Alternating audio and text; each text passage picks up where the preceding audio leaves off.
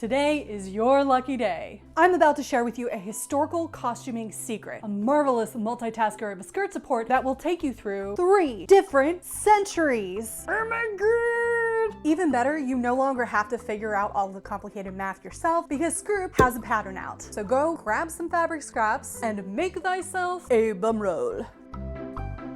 Now, before we get into making the bum roll, we are going to also be making the petticoat that goes over top of it today in this video. And since that requires a little more prep than the roll, let's go ahead and get her cut out and ready for the bath. The dye bath, that is. Commence aesthetic fabric flipping.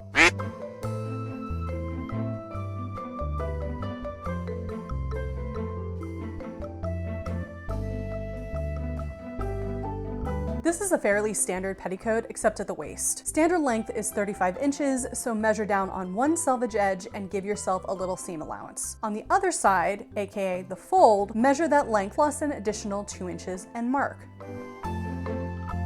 Now draw a sloped curve from one mark across to the other using your French curve. Then cut on the line. And once you've cut, you'll cut another skirt half using your new curved edge as the top. This is the next step in our Sew 17th Century Scroop series, where we are exploring the only size-inclusive mid-17th century patterns that are commercially available right now. I do want to point out that the petticoat that we're making today is a petticoat that goes over top of the bum roll. It serves a different purpose than the one that you should be wearing over your shift and under your bodies. That one is typically made out of linen and serves as another layer between your body and your fancy fabrics. This one is specifically there to smooth the skirts out over the bum roll, or the pannier, or the bustle, or what have you. These again can be made out of linen, and you can absolutely use this pattern that Scroop has to make your under petticoat, but in our particular case, we're gonna use some nice, crisp, lightweight silk. And I've chosen to dye it deep purple. Dun, dun, dun, dun, dun, dun, dun, dun, dun, dun, dun. Oh, BT dubs, for those of you who are interested in making your own 1660's gown, or if you're one of my regular viewers, there will be a very special announcement at the end of the video after the reveal, so stay tuned.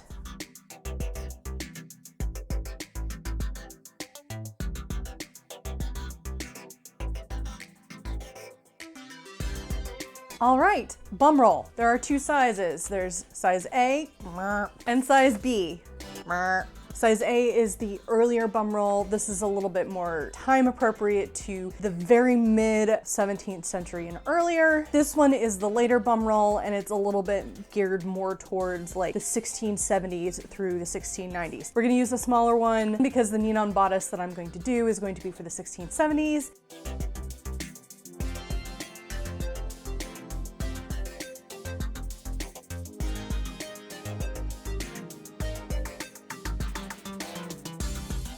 Snippy Snoopy time!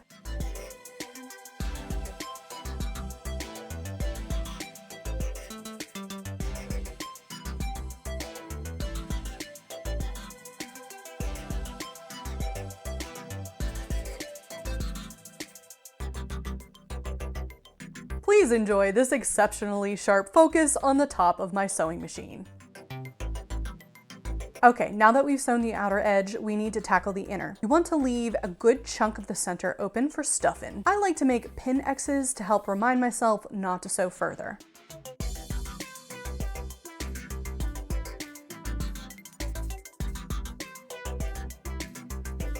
Ta-da! Use a chopstick or turning stick to help yourself with those pointy ends. Now, depending on which size, fabric, and roll you choose, you may need to clip these curves to get it to lay flat. I personally try to avoid clipping on things that are going to get stuffed because inevitably I clip in too far and then it frays and then suddenly there's a hole, but that might be a personal problem. And now it's time for stuffing.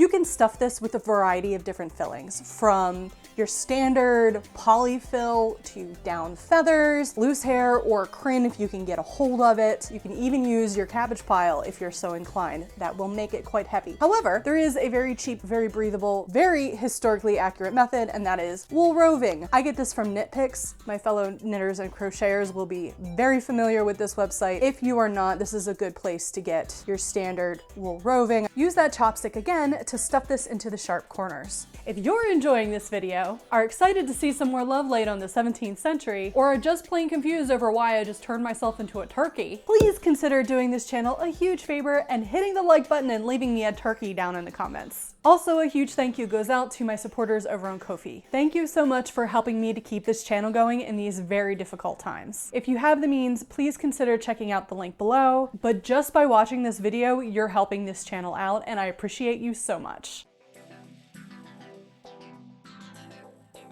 And then all you need to do is close up the end by hand and sew a tape on each end for tie-in.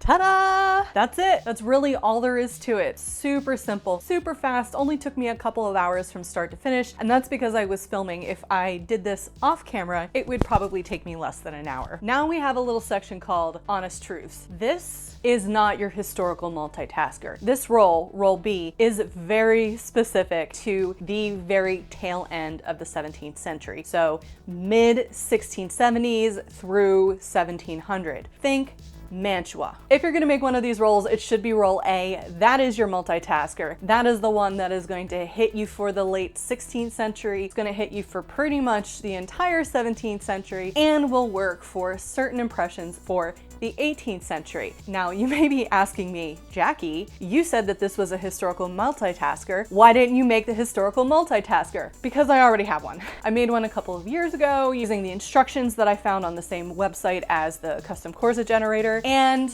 I hated it. It made me feel like I was wearing a spare tire around my waist, so unflattering. And honestly, I wore it once, I threw it under my bed, and lamented ever making it. Until now. Last night when I was zipping this guy up, I realized this is not going to make a very exciting reveal. And honestly, I'm never gonna wear that big hoop again, so I harvested some of the stuffing from the old spare tire and made up view A. This is the one we're gonna do the reveal with, and honestly, I needed to have it anyway. As you all know, I do costume from the 1650s forward, so it is gonna be coming in handy, and it is much, much less like a spare tire. Yay! But first, before we get to the reveal, let's go tackle the petticoat. She's all dried and pretty from the dye bath. I do want to mention real quick that I actually don't recommend dyeing crisp silks like this shantung, dupioni, organza, taffeta, etc. The dye process does change the hand of the fabric. While it's still a nice hand, it's much drapier after the fact. Furthermore, once you crease a crisp silk, that crease stays forever, and you'll notice how wrinkly this petticoat is. It's because my rather large dye pot wasn't large enough to accommodate these two pieces of fabric without them wrinkling in the dye bath permanently. I'd probably call this dusky purple, not deep purple, but details. Let's get her assembled. Whoops. Here is the front piece. See, it goes down and dips in the center front. And here's the, what side is it? Wait a minute. Okay, yes, this is right. See that it's higher on one side? There you go, taller in the center. Let's save our sanity and mark for the pocket slits.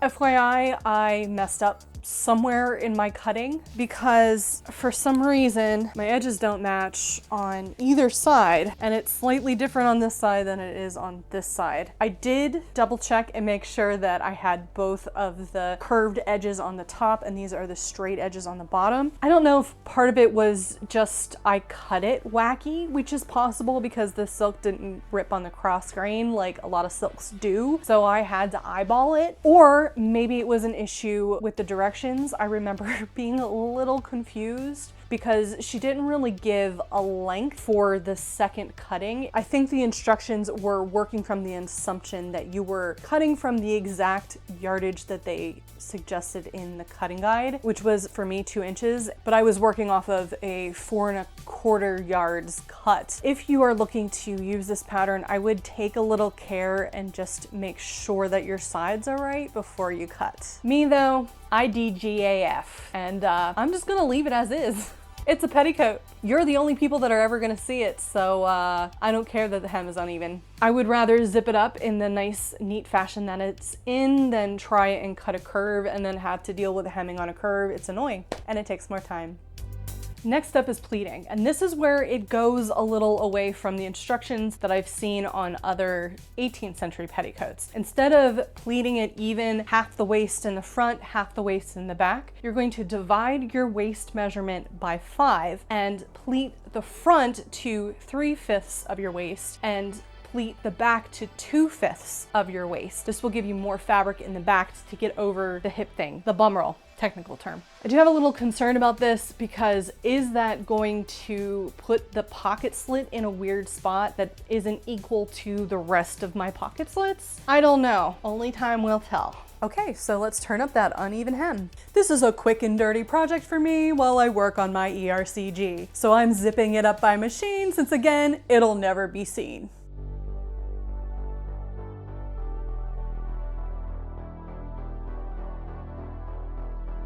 Okay, let's tackle the pleats, this time without an accidental poem. Starting with the front, make a 2-inch box pleat in the center. Then radiate your knife pleats out towards the sides, pleating by eye like our friends in the 17th and 18th centuries. The front should be 3/5 of your waist measurement.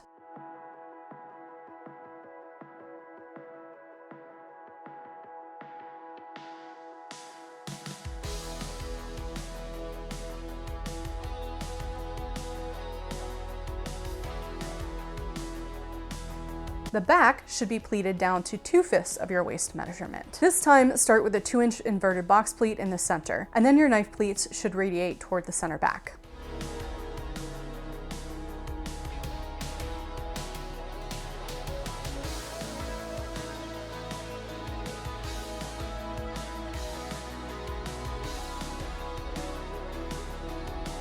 The instructions now have you tack down the pleats by hand before basting them down. Normally I do that, it keeps the pleats much prettier, especially if it's something that you're gonna wear often or wash. But in this particular case, this silk is being so ornery, I'm about to throw it into bed without dinner. So, given that I'm concerned adding more stitches is going to make it more ornery instead of less ornery, I'm choosing to skip that. I'm not that concerned about it. But you, when you're making yours, may want to make sure that you tack those down. The good news is, with that, we only have one little step left, and that is the waist tape.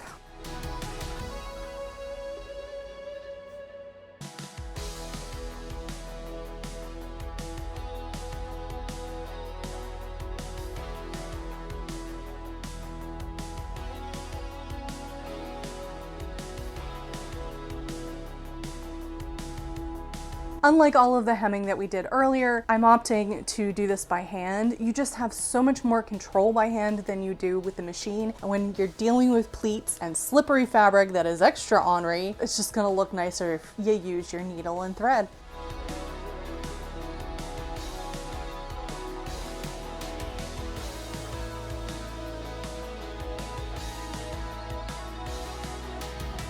You know, I don't hate it as much as I thought I was going to. It is still a little crinkly and wrinkly, but it's not that bad. I think now that it's all together and I'm not trying to maintain all of the pleats, etc., I can give it a little quality time with the iron and maybe the steamer and see if we can get it a little bit prettier. And then we can do the triple reveal. Bum roll, please.